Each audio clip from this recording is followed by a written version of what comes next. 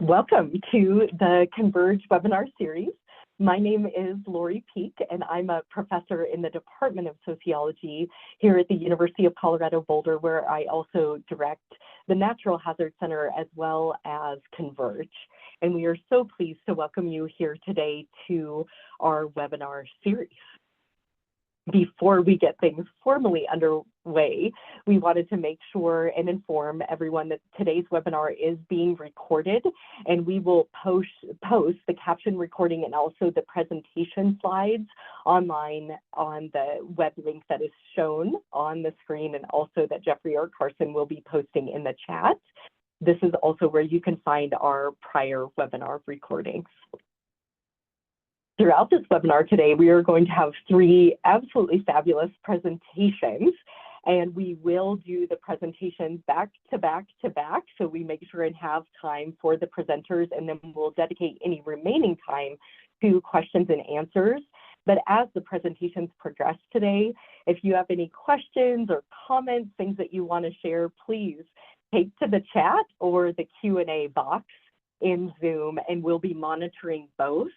And again, any remaining time, we'll loop back and try to take as many questions as we possibly can today. We also wanted to share that if you are interested in earning continuing education credits for your attendance today, if you attend the live webinar for its 1 hour duration, we ask that you please contact us at HazCenter, HAZCTR, at colorado.edu to request your certificate. And each webinar that we host through the center can earn you 1 contact hour toward your emergency management training certification with the International Association of Emergency Managers. And we thank them, as always, for their partnership that has made the offering of continuing education credits possible. So thank you, IAEM. So now, on to our topic for today. This webinar is entitled Examining Rural Places, Disability, and Underserved Populations in Disaster. And we are thrilled that today's webinar is actually going to spotlight 3 rising stars, all early career scholars who are pursuing their doctoral degrees and are also emerging scholars who are part of the Bill Anderson Fund, which I'm going to share a little bit more about in just a moment. The presentations today are going to cover the role of nonprofits in supporting the unmet needs of rural disaster survivors, the experiences of individuals with disabilities across the disaster life cycle, and also the compounding vulnerabilities faced by rural communities affected by low attention disasters.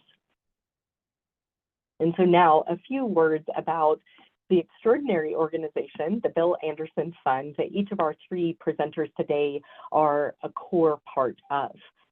So for those of you who aren't familiar with the Bill Anderson Fund, it is a nonprofit organization established just over a decade ago that works to expand the number of underrepresented professionals in hazards and disaster research, policy, and practice. And the Bill Anderson Fund Fellowship provides mentorship, professional development, training, and a network to support doctoral students throughout the nation. And this network is extraordinary in that not only does it at present include many active graduate students, there are also many Bill Anderson Fund Fellows across the nation who are alums and are doing great things across universities, federal agencies, the private sector, and beyond. So BAF Fellows, to tell you a little bit about the current cohort of fellows, they're promising scholars and emerging thought leaders located at dozens of academic institutions across the United States who are committed to producing rigorous ethical research that has a positive societal impact. And so they're looking to do research that is applied. And as their professional identities develop, they're seeking to pass the baton to the next generation advancing behind them. And you can learn more about the fund at billandersonfund.org. And so now to our 3 Bill Anderson Fund Fellows and esteemed speakers. We're going to be hearing today first from Mason Alexander Hawk, who is pursuing a doctoral degree in urban and regional science at Texas A&M University, where she is also a graduate research assistant affiliated with the Hazard Reduction and Recovery Center. We also welcome Annika Donaghy, who is in the medical anthropology doctoral program at Case Western Reserve University in Ohio. And then finally, we'll hear from Judan Lennox Morrison, who is also in the doctoral program in urban and regional science at Texas A&M University and also affiliated as a graduate research assistant with the Hazard Reduction and Recovery Center. And so with that, I'm going to stop sharing my screen and gladly turn over the capabilities to Mason. If Mason, you could go ahead and start sharing your slides. Perfect. And I'll confirm whether they're in full screen mode and also that we can hear you, which we can. Okay. And they look great, Mason. Thank you. Let me make this screen. Okay, is that full screen? That is, and it just got a little bigger, so it's great for visibility. Thank you. Perfect. And hello, everyone. I am in Dallas, but hi, everyone from Oregon in the chat by way of Portland. So I see a lot of Oregon folks in here, so welcome. All right, so today I will be presenting on behalf of our research team at Texas A&M. This project is funded by the National Science Foundation with Dr. Michelle Meyer, who I believe is on the call, being the lead researcher, and it's primarily focusing on long-term recovery. Today, I will be talking about a unique phenomenon in both the nonprofit and disaster recovery space called long-term recovery groups. Now, throughout the presentation, I will refer to these groups interchangeably as long-term recovery groups and LTRGs. These groups are an organization or a group of organizations that form to address the unmet needs of disaster survivors. They are known to carry out many activities such as case management, rebuilding and reconstruction of homes, coordinating unmet needs, and many more tasks really dependent on the community that they're working with. They are predominantly grassroots organizations and appear to have a lot of variance in how they're structured and how they operate. LTRGs can be very important for marginalized communities' recovery post-disaster who do not have access to resources. There is currently, before this research, no comprehensive list of all LTRGs that exist or have existed in the US. In the initial phases of our research, we compiled a list of all LTRGs that operated between 2010 and 2019 in the US. The QR code on the right side of the screen is a link to the paper that we published on our initial findings, and it will also be shown again on the last slide of the presentation.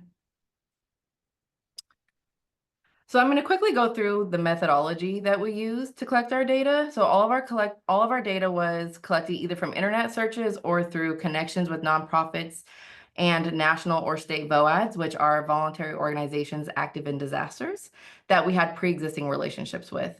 We searched on Google, we looked through online news searches, we looked through nonprofit watchdog sites to identify these groups and to gather just additional organizational information on them. Once we confirmed our data sample, we used secondary data such as FEMA's SHELDIS and the CDC's Social Vulnerability Index, SVI, to create county level information on the places where the LTRGs were located. Here is a brief overview of what we found from our data collection. We identified over 455 LTRGs. On this map, the gray areas represent the counties with no LTRGs. The red areas represent counties with one or more LTRGs, and the pink areas represent statewide LTRGs, and those are Montana, Oklahoma, Connecticut, and Rhode Island. Based on the map, we noticed that groups are geographically concentrated in areas that are more disaster prone and experience disasters more frequently. So here you see there's a lot of red in the southeast part of the US. And as I mentioned in the last slide, our online searches, we use those to really help us understand more of the organizational structure and functioning of these groups. And one of the data points that we looked at was if an organization had formal nonprofit status, or was registered as a 501c3. We found that only 36% of the groups obtained nonprofit status, and we hypothesize that this could be for a multitude of reasons. One of them being that they already have a fiscal sponsor through which donations flow, or that they're embedded into another organization such as a United Way. Thus, they wouldn't need 501c3 status because they aren't a standalone organization. It's also important to note that the groups that we identified that formed after 2020 are not included in this data set, but they are a part of our overall compilation of groups that we identified. For example, here on this map, you see that Oregon doesn't have any LTRGs. However, since all the fires that have been happening along the coast, we have been seeing groups form in Oregon. It just was after our data set, after our timeline for the data set. To better understand the communities that these groups were forming in, we used the SHELDIS and the SBI data I mentioned in the methodology slide. We hypothesized that the LTRGs were more likely to be present in communities with higher damage rates and higher socially vulnerable populations. For the most part, our hypothesis was true. Counties with LTRGs had much higher disaster damage rates, they had higher property and crop losses, and they had higher fatalities. We also found that counties with LTRGs had higher populations, actually almost 3 times the average population than populations without LTRGs. So we're seeing more of a trend of urban areas versus rural areas. In terms of social vulnerability, we did find mixed results. Some indicators showed no statistical difference between counties with and without, while other vulnerability indicators shown on this table were higher in counties with LTRGs. The only 2 that did not follow the trend and were opposite than we expected were counties with LTRGs did have smaller elderly populations and people living with disabilities than those without LTRGs. This is a very simplified analysis of our results, but you can reference our article for more in-depth review. As I mentioned, the groups have a dramatic impact on the communities that they serve. As these groups become more common, there is a learning curve that we can skip by providing data and information on what works and doesn't work in terms of forming and sustaining these organizations. Improved organizational knowledge and capacity can improve how LTRGs operate, and it will reduce recovery time for survivors that need the assistance the most.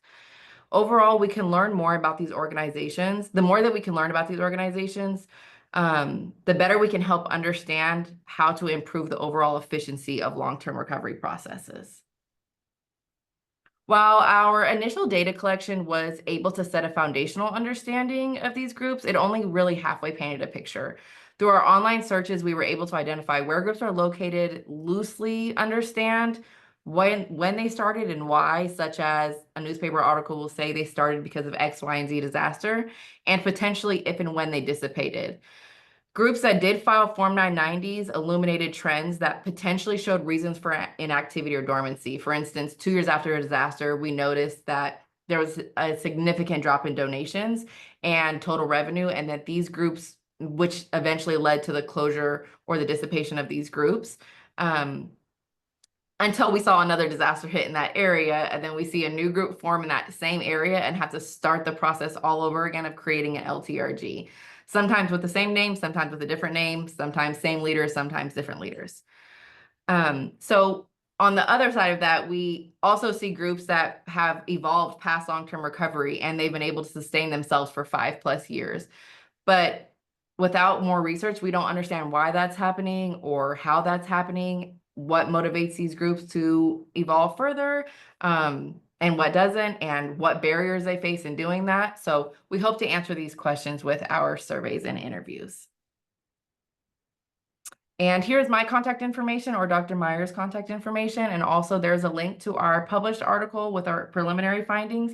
And also on the left is a QR code to the current atlas of LTRGs and local VOADs that we have found.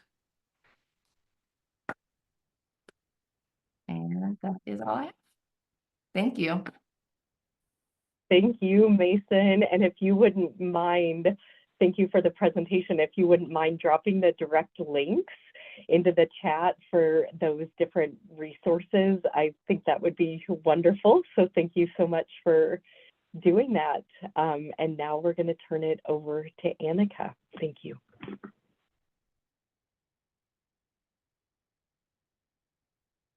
Thank you. Can everyone see my screen? Does everything look okay?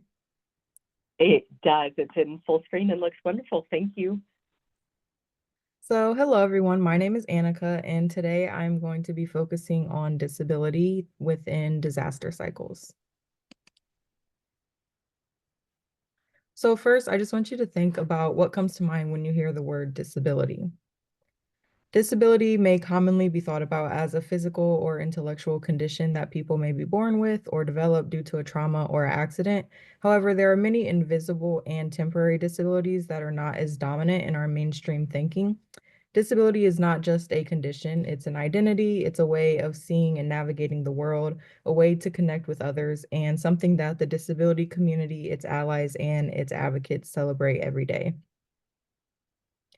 Despite the diversity and positivity of the disability concept, it's still largely commonly viewed as a one-dimensional idea, and disability is largely associated with difference, otherness, non-normativity, and being less than. And this deficit-based thinking is dominant in our society, despite efforts from both disabled and non-disabled voices pushing for accessibility and inclusivity. There are two common conceptualizations of disability. One is the medical model of disability, and the other is the social model of disability. In recent years, there have been shifts toward the social model because people have realized that disability itself is not inherently an individual problem or deficit, and instead the problem lies within our environments, our attitudes, and our institutions because they create disabling conditions for people with a range of abilities. Although the social model has recognized society to be the problem, scholars have critiqued the model for neglecting the diversity of individuals, their feelings and experiences, and their perspectives regarding their own disability. Disability is complex and multidimensional, and it's not a monolith, and everyday experiences and perspectives from disabled people themselves need to be considered when thinking about what the disability concept is. So this is a little graphic about the life cycle of a disaster. When you're thinking about the different stages that happens throughout a disaster, it's important to understand that research shows people with disabilities are disproportionately disadvantaged throughout all of these stages. Disability creates marginalization in society, which can lead to pre-existing vulnerabilities before a disaster even strikes. This can then lead to increased impacts faced during a disaster and contribute to long-term recovery or maybe no recovery at all after a disaster. Mitigation is extremely important because it can help reduce and maybe even prevent the disproportionate harm individuals with disabilities face throughout the disaster cycle. The impacts faced by the disability community have become more prominent in recent years as more and more areas have experienced extreme weather. And being able to hear from the disability community firsthand is key to making change. These are some examples of articles within the past couple of years showing how people with disabilities are truly impacted by disasters. This is an article that really stuck with me. I recently read this about the wildfires in LA. This was about a wheelchair user who had to wheel through the fires alone to access safety. He couldn't fit his electric wheelchair in his wife's car, and leaving it behind meant possibly waiting months for a replacement, and he was paralyzed from the neck down, so he really didn't have the option to go without a wheelchair. First responders were not very helpful. They had to call paramedics, and then the paramedics had no way of transporting his chair. He tried Uber's wheelchair accessible vehicle option, but no rides would actually come pick him up because he was in an evacuation zone. After traveling in the street on his wheelchair for over a mile through active fires, he finally made it out of the evacuation zone and was able to get an accessible Uber. This story, taking place just a month ago, shows that we are not prepared to help people with disabilities during disasters, and this causes people to take risks when trying to help themselves. In 2023, the United Nations Office for Disaster Risk Reduction conducted a global survey about disability and disasters, and 86% of global respondents reported that they have no participation in community-level disaster risk reduction decision-making. Progress has been made to make policies more inclusive for people with disabilities and other access and functional needs. For example, FEMA, the Federal Emergency Management Agency, has continued to make progress over time to ensure that disaster response was equitable and inclusive for all individuals and communities through what they called the whole community approach. And June Kales created what is called the CMIS framework, or the CMIS approach, standing for communication, medical needs, maintaining independent supervision, and transportation. And this view looks at disability not solely as a special need that should just be accommodated for people with disabilities, but it recognizes that there are many diverse groups of people that may experience difficulties during a disaster. Despite these inclusive approaches, people with disabilities are still disproportionately suffering. They're not given a seat at the table, and their expertise and knowledge often goes unrecognized. The label of disability carries a long history of oppression and discrimination, and learning about this experience from the narratives of people who have lived this life can prove very useful in disaster contexts. We can't begin to think of all the diverse needs that may arise in a disaster without prioritizing the voices of the most affected groups. I am an anthropologist, and our core methodology is ethnography, and this really helps prioritize people's stories and narratives, and this can help prioritize people with disabilities throughout the research process. Anthropologists not only study disability as a concept in and of itself, but also as a relational category to understand other concepts such as culture and kinship. By positioning people with disabilities as the experts, we're able to see the world through their perspectives and better understand how they may experience and navigate disability in their everyday lives, and especially in the disaster cycle. And studying disability can also help us better understand human nature, how we connect with others and form relationships, and what we think about identity and personhood. I am beginning my dissertation fieldwork in July, and I will explore the intersection of disability and disaster by examining how experiences of repeated disaster cycles may shape individual perceptions and experiences of disability, either altering or reinforcing disability perceptions. I will also examine differences in perceptions among people identifying as disabled and those identifying as non-disabled, trying to understand how non-disabled people may perceive disability throughout their experiences, because disasters often create disabling conditions for all people, especially people who have pre-existing vulnerabilities. And lastly, I will examine the implications of any differences between these perceptions between the disabled and non-disabled individuals to better understand disability, how disasters are experienced, and the role of inclusive disaster practices. And I plan to conduct my research in Eastern North Carolina. This is an area prone to repeated flooding, and this can often show you that disasters are slow events. They're not quick, they're not immediate, and recovery is really a chronic process that people have to deal with year after year. My research has broader implications and can inform current and future disaster policy and practice. Policy is often far out from the experience, and people in positions of power within policymaking arenas may not understand how policies are affecting individuals on the ground. Similarly, inclusive practices may not be truly inclusive without the consideration of the expertise from individuals that these practices are meant to benefit. It's important to understand how people may perceive themselves and understand their own experience and their own, identity with disability. Making policies and practices that are inclusive for all people with all abilities is crucial, especially considering that at any point we can all experience disability at any time, either permanently or temporarily, and either through ourselves or our connections to others. My ethnographic research really values the expertise and knowledge of marginalized groups experiencing repeated disaster cycles and privileges the stories that they tell about their own experiences for understanding disability. Attention to personal experience and knowledge can help us reconceptualize disability and start to understand the concept as a form of human diversity rather than a difference, a deficit, or a problem. Thank you.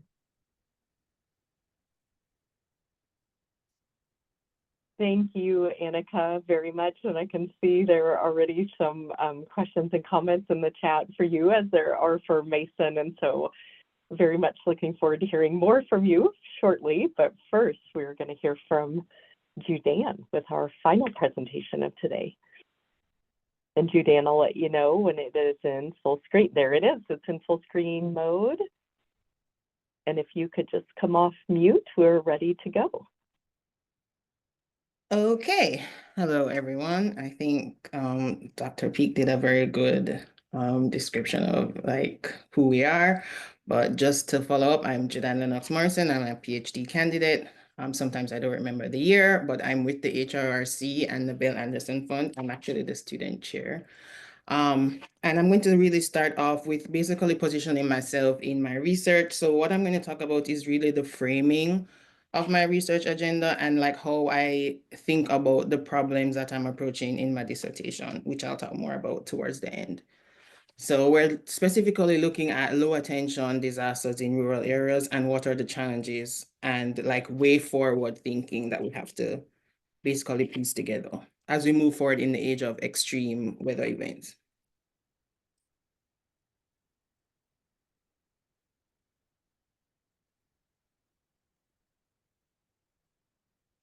Okay, so what is my story? It's very fitting that this is a Converge series because positionality is really important to me as a disaster researcher. I'm a daughter of the Caribbean, a Jamaican immigrant to be exact. There's a clue on this slide of the first hurricane that I experienced, but I won't tell you because like you'll definitely know how old I am. And I'm an urban planner, disaster researcher, emergency manager, and a culturally responsive evaluator in my 5th year of my doctoral studies in A&M. And as a Bill Anderson Fund Fellow and a Black woman, my research is also equity-driven and focused on communities that are most at risk, rural places, and spatial geographies of race. And the end goal of my overall research agenda is basically to understand whether or how different programs are maladapted for rural places, and specifically rural places of color. And we'll get into why that's a thing.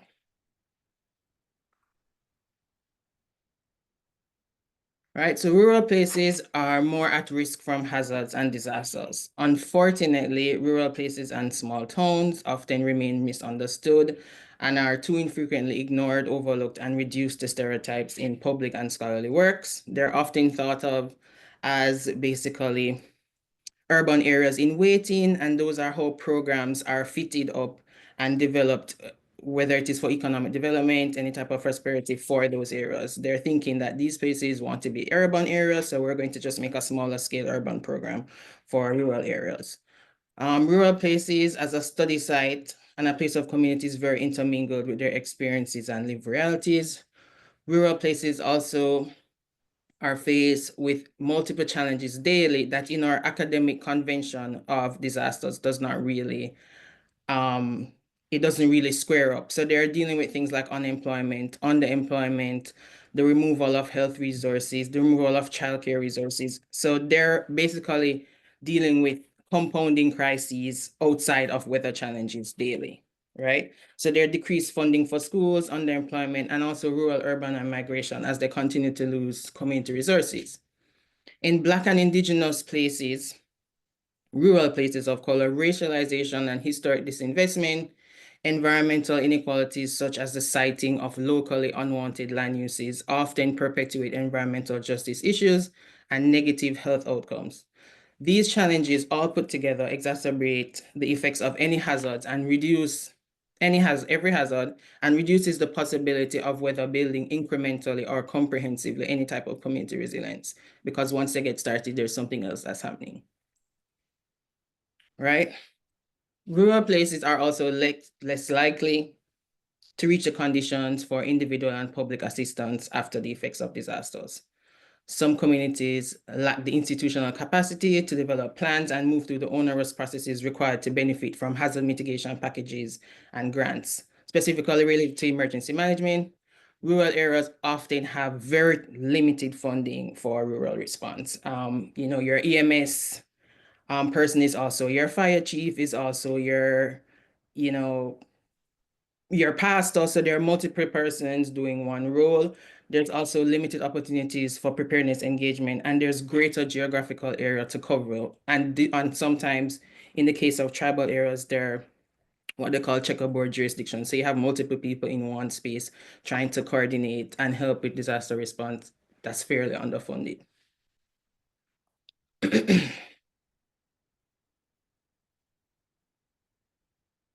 So low attention disasters specifically plague rural places and communities. And by low attention, they're often very localized and do not garner regional or national attention, affecting very small and isolated communities. So because they don't garner the media attention that bigger events garner, there's often less opportunities for fundraising, less resources being poured into that event, right? So as a result, you have nonprofits and smaller practitioners and community groups have stepped in to kind of fill this gap through what they call disaster case management through LTRGs, as Mason discussed previously. Nonprofits building capacity and working towards more localized community outcomes instead of those big outcomes. So they're targeting community challenges from a low-hanging fruit perspective, for lack of a better term. They're looking at what is the most impactful for people on the ground, different households. However, the focus on recovery is mostly very problematic for rural areas. Only 1/18 of the money that is spent on recovery is actually spent in preparedness. So like, if there's a comparison, recovery is definitely where the money is going and not necessarily preparedness, right? So in the context of climate change and extreme weather, what does that mean for us? And what does it mean for those types of communities? That we cannot wait to be repeatedly affected.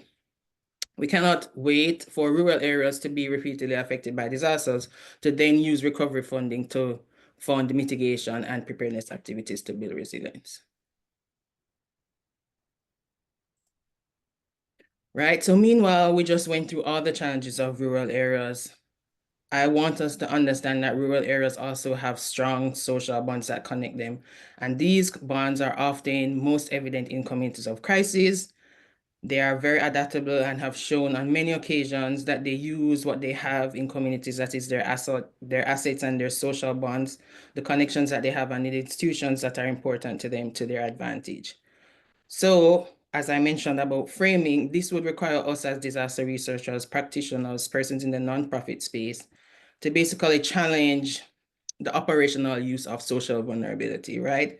And that is something that's very important to us as we study the sociology of disasters, although this conceptual framework should not be used to reduce these communities as, just communities that are repeatedly affected, that don't have, this list of things, these institutional capabilities. We have to challenge ourselves to think of communities as more agency-driven and therefore create programs that support the realities of these communities. So we have to move away from essentializing different communities and different groups of people. And sometimes, inadvertently, the social vulnerability conceptual framework does that. When we say, okay, this person is vulnerable because of these things, but we're not tapping into what these things can create to move forward and how these things can fare out in community engagement.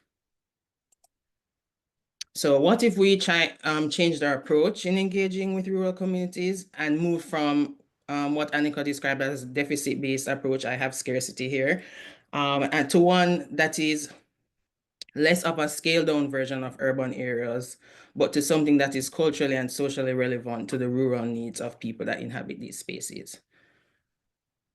All right, and this is my thinking about how we could move towards that. And this is basically what supports my dissertation research, which is focused on examining community and emergency response teams in rural areas. I've started data collection and that's going fairly well. And I'll talk about some of the key findings, a little bit about the key findings once I get to this slide. So in advancing more equitable emergency response management, planning and building resilience, I think there's 4 areas that we probably need to focus on. And the first thing is like looking at asset-based community development, looking at what the forces are and the factors that are holding up these communities and incorporate them into the emergency management process and especially into the planning and mitigation process.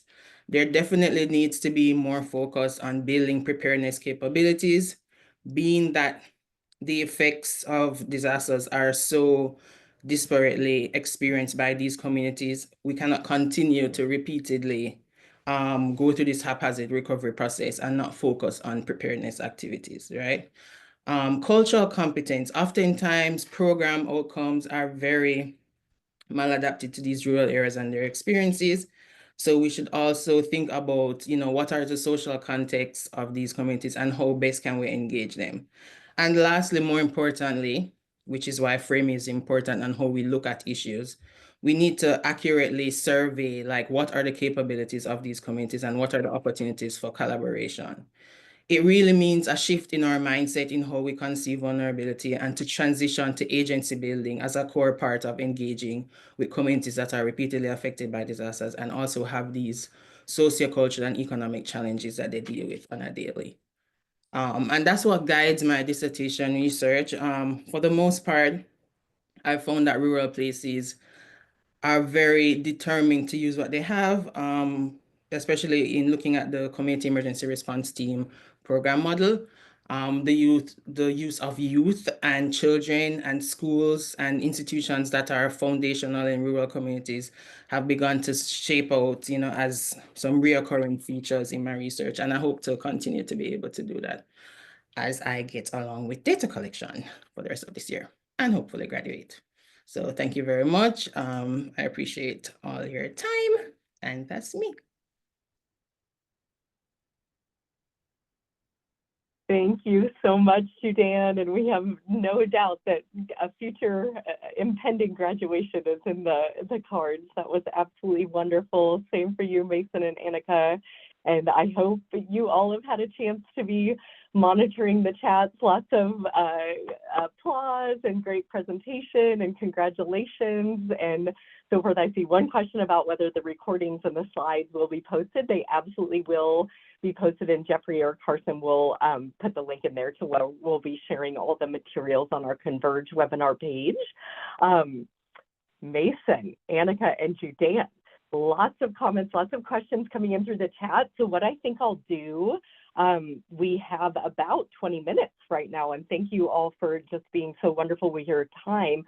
I think I'll ask two questions in the round. And so Mason, I'll start with the first two that came in for you, then I'll move to you, Annika, then to Judan, and then we'll circle back as time allows. So Mason, the first question came in for you from Emily, and she wanted to know, how can long-term recovery groups participate in your survey assessments and research writ large and get involved in this national registration?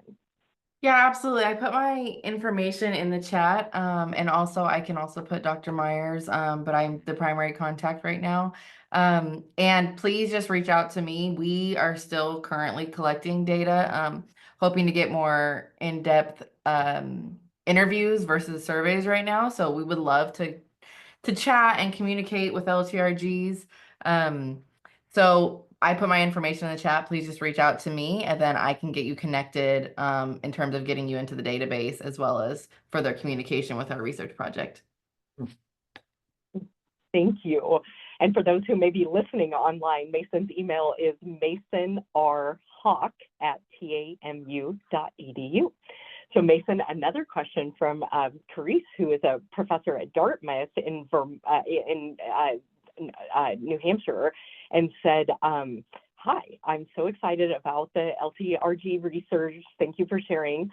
She had a question about the counties where there really aren't any urban areas, and said, I'm collaborating with an LTRG in rural Vermont, and though we technically have cities, they're very small, 10,000 people max in any county. So the question is, what do you make of data management and information at the county level when LTRGs in some places don't work at the level of counties? Yes, I was actually reading this with my camera off after my presentation, and it made me smile because this is one of the key challenges that we've seen in the LTRGs and the folks who have worked in LTRGs and collaborated with LTRGs in rural areas.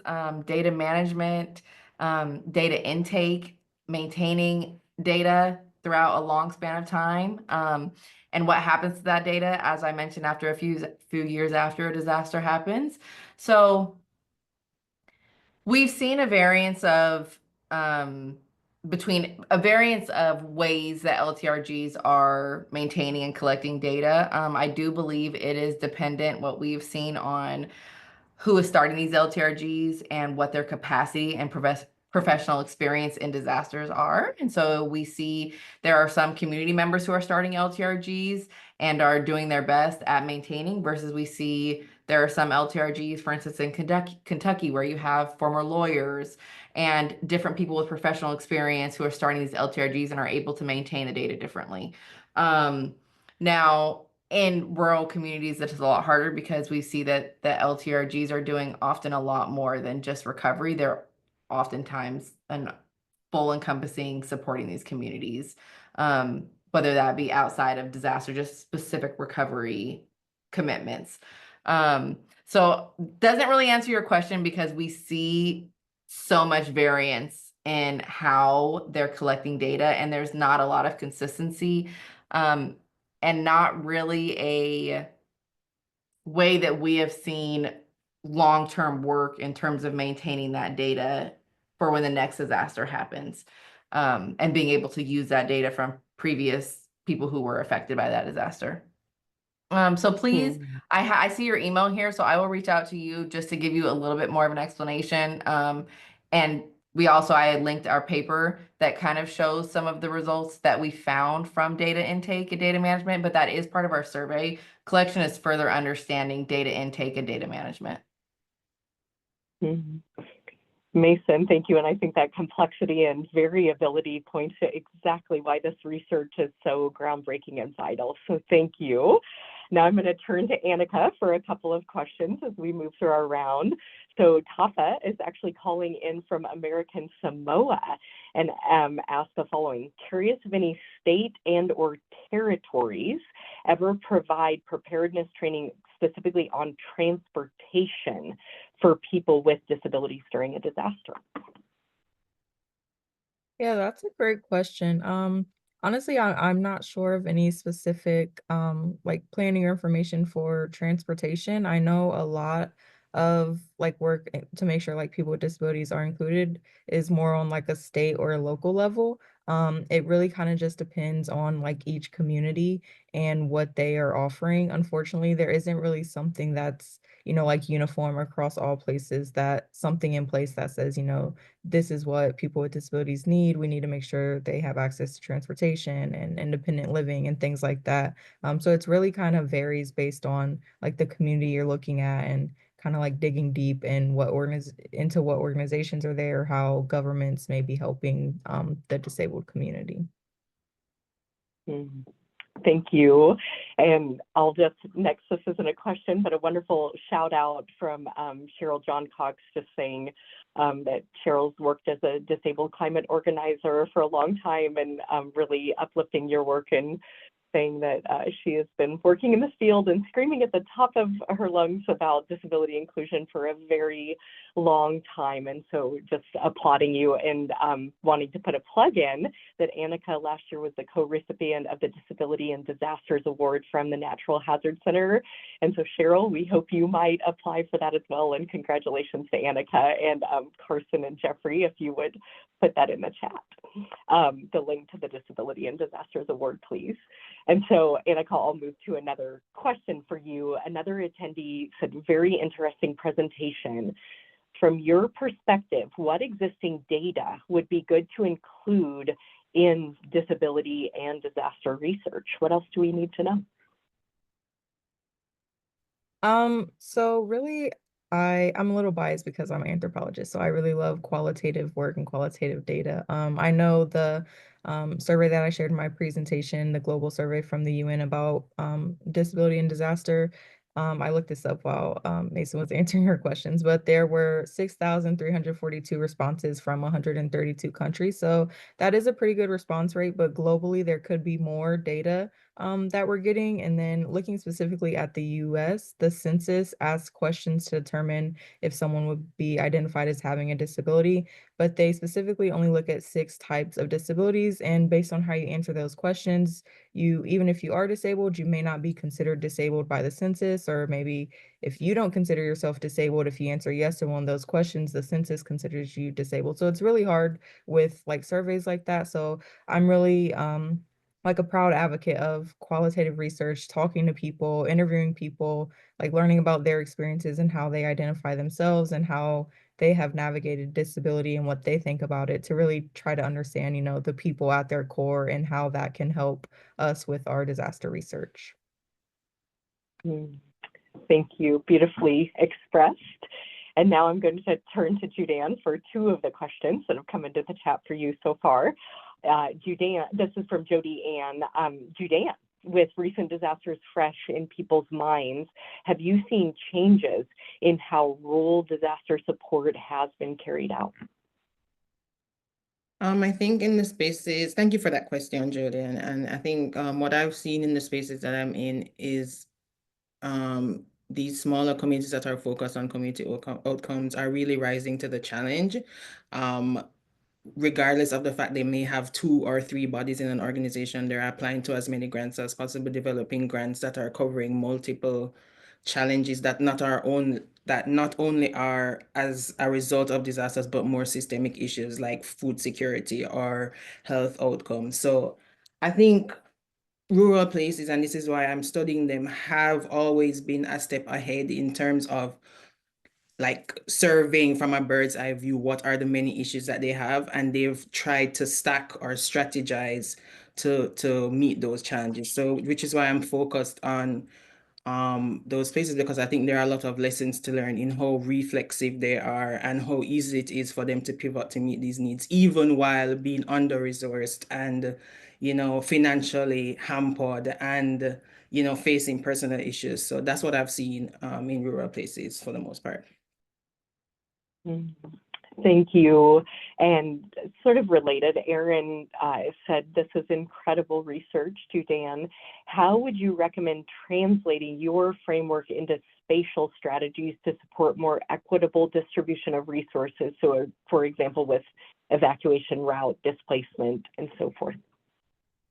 Thank you for that question, Erin. So what I didn't mention is that another part of my study is focused on geographic information systems. So I'm spatially also mapping the number of community emergency response teams across the US and in specific areas like the antebellum South and more Native American prone populations. So I'm hoping to get a picture of what it looks like in terms of, are these certs located in the areas that need it the most? I'm also looking at what are the relationships with planners and emergency management with these organizations. So communities can hold certs in this extreme and important light, but if they're not working well with the persons who are making policies and intervening when there's a disaster, then we have this breakdown. So what I'm hoping for is for the stories of the CERT team members and the emergency management professionals and the planners to tell me one thing, and for me to link that now with what I look at spatially on GIS to say, hey, these are the areas that are under-resourced. These are the areas that only have, for example, volunteer firefighters or only have one, one ambulance. So I'm hoping that these things can generate points and even just small policy ideas on how to move forward, because we have to be cognizant that we don't want to lead with like a full load of checklist issues that these communities are already under-resourced. So hoping like incrementally to develop changes from both the stories and also what we look at spatially. Thank you, Dan, very much. Mason, I'm going to turn back to you. Jackie had a question. I am curious if you and your team included or considered including LTRGs in the U.S. territories in your analysis, specifically to see if these long-term recovery groups could become effective conduits of community needs and voices in spaces that aren't always as easily navigated in the response and recovery phases. Yes, initially when we were starting our data collection, that was Dr. Meyer and I and our research team definitely discussed and went back and forth on including the territories. Ultimately, at the time, we decided not to for data collection purposes in terms of continuity and governance, first off, and because we were looking at in the counties and the communities government and how governments operate was one of the data points that we were looking at. And additionally, just around that time was when we saw Puerto Rico was starting to form LTRGs, and so they wouldn't have been included. They would have missed the cutoff for the data set.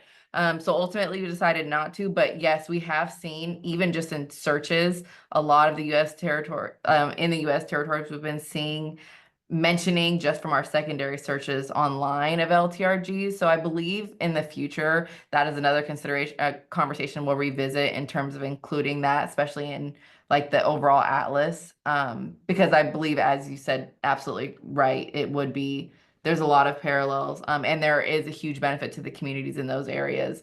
I believe we did see Puerto Rico was utilizing LTRGs, if I'm not mistaken, that Dr. Meyer potentially had a connection with, or somebody who had a connection with somebody who was starting them in Puerto Rico. So yes, it's a conversation we will revisit, but in our initial data collection, we chose not to, just for data collection feasibility.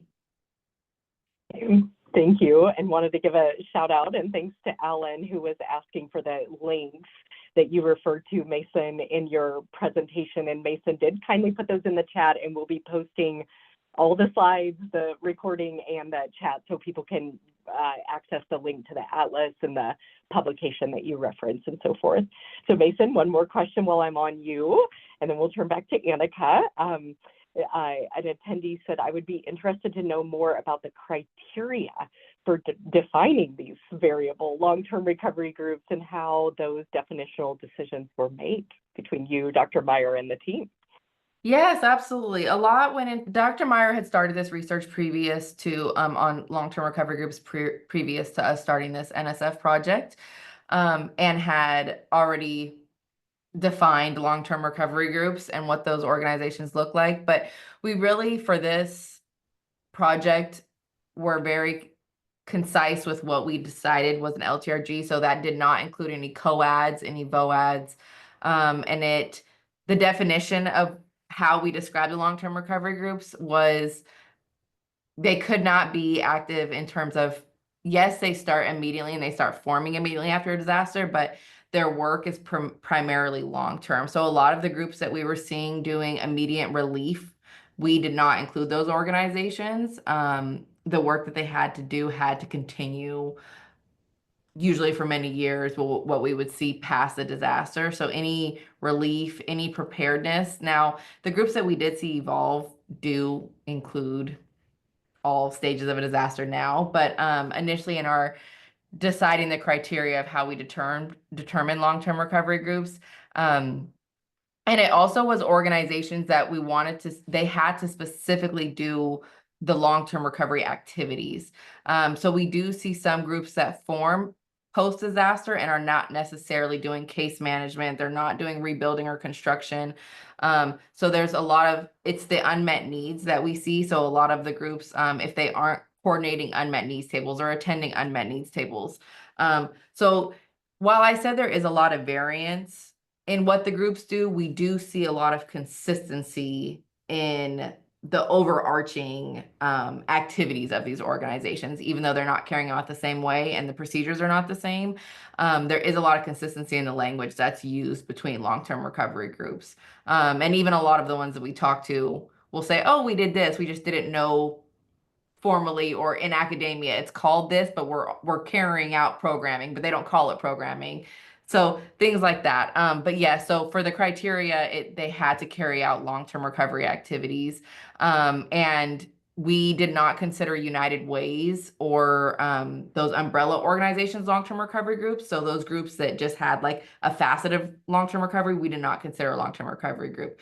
Usually within those, they will have an embedded organization that have a name, and that's the group that we identified. We didn't necessarily identify the overarching organization that it's a part of, or if it was a foundation. So it did need to have its own title, its own organization, for it to be included in the list.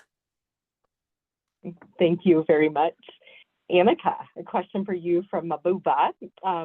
Well-written proposal and presentation. How many communities are you selecting in terms of for participating in your ethnographic research?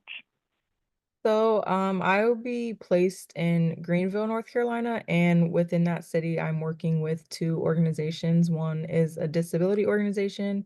It's a Center for Independent Living, and then the other is a healthcare preparedness coalition. And both of these organizations they're located in Greenville, but they serve multiple counties within the Eastern North Carolina region. So I plan to select participants from throughout Greenville, but also other counties in the Eastern region. So I can try to get like a representative sample of a lot of people experiencing like flooding and hurricanes in the Eastern North Carolina region.